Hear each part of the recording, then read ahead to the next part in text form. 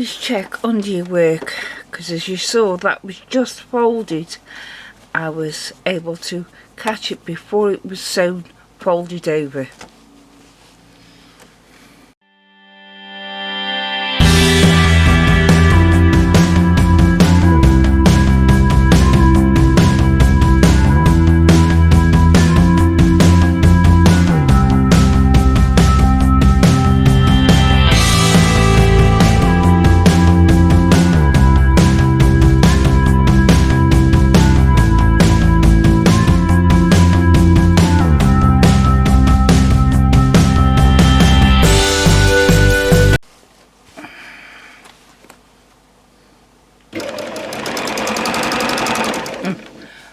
Bobbin run out. This is why I always wind several bobbins at a go, and then I don't have to stop and wind them on or anything. I can just carry on quilting.